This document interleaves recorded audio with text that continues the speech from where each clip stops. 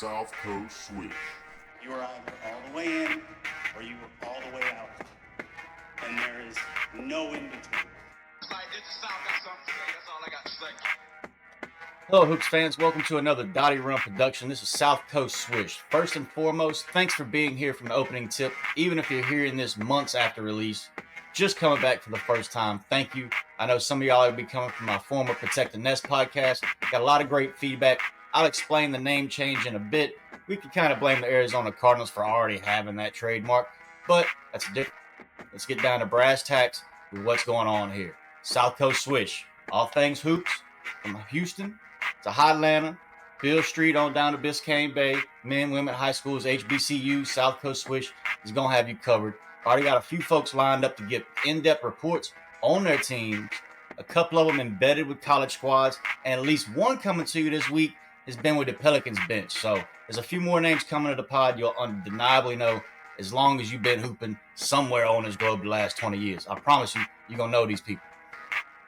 So, where you been at? How you been? I know some of y'all can't answer me, but if you got hoops, anything hoops adjacent, leave a comment on the SouthCoast Swish YouTube page.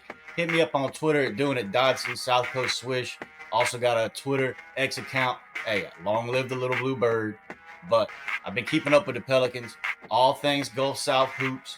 Had the Jose Alvarado was going to be missing on the World Cup. Some jersey leak stuff out there for New Orleans was on the socials. Left Pelican scoop for reasons. But we got a few things coming to you. I'm going to be back on the local scene nationally with Alex Kennedy's huge basketballnews.com site. Again, check them out on Twitter and Instagram.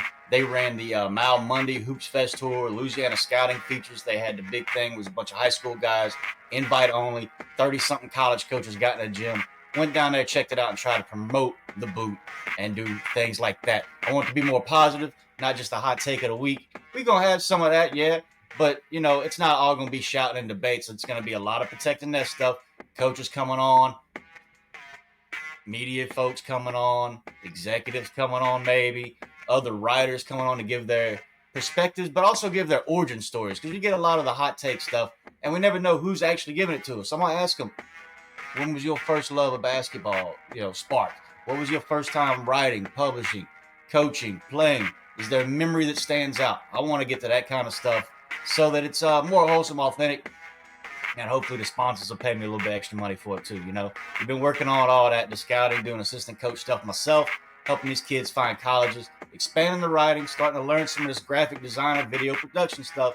Y'all bear with me, but between that and podcasting, that's where the industry's heading. I was encouraged at the Sports Business Classroom program to get on TV more, use the voice more, hop on radio for color and play-by-play maybe. We're going to try and do some of that for some colleges here in New Orleans. I don't know if I'll be able to branch out and do the whole South Coast yet, but that's where we're dreaming big. Went out to, again, NBA Summer League. Went out to Vegas, did the Sports Business Classroom program. Met a lot of y'all. Got distracted by Rel, who, don't get me wrong, don't get it twisted. I love her. She was on Music, Movies, and Hoops doing her music before I even knew she was going to run the Pels 12. And she got me on live TV. She got me talking about live from the Smoothie King Center when I'm in the Thomas and Mack. But it practically was the Smoothie King Center. Jordan Hawkins was doing autographs at a table right behind me. He's off to the side of the set. It's a whole line of more than 12 Pels 12 fans. And it was the same set David Griffin was on when that interview got cut short. And I still don't think it was about the sock. But I was on the back wall, didn't see it all. Who's to pry? I know Alvin Gentry walked up later, but I ain't got nothing to do with it either. He was talking with some NBA TV people. So moving on off the drama. Media day for NBA teams still months away. Same for colleges. Hell, high school kids can't even get officially practice together yet.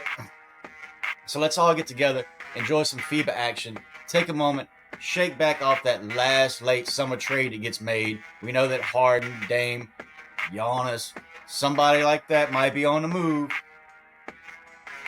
Then we can get over all that drama, get to the games. I know people like some of the off-season stuff and the soap operas more than actual games, but we're going to really be getting down to it, scouting the games, talking to people at sideline reporting, sideline coaching, sideline playing, and all that. So speaking of which, this will be coming out just as the Saints and the Superdome Media Tasting Tour. We're getting to sample all the new food items being rolled out this season. Yeah, I just heard a Pelicans fan already complain about it. Y'all chew on that. It's going to come. The Smoothie King Center rollout will always happen after the Saints rollout. That's just the way the priorities work, both in NFL, NBA, the schedules. I mean, it's just how dates work. Obviously, they were going to come out with that. That's why we're going to be waiting another couple weeks for the Saints. The Pelicans. They have that last jersey leak. So, y'all chew on that. I'll be back with some NBA, NCAA, and guest appearance interviews soon enough.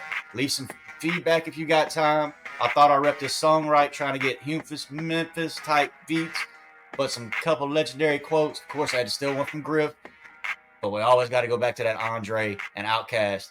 South Coast Swish. You were either all the way in or you were all the way out. And there is no in between. Like this, the South got something to say. That's all I got to say.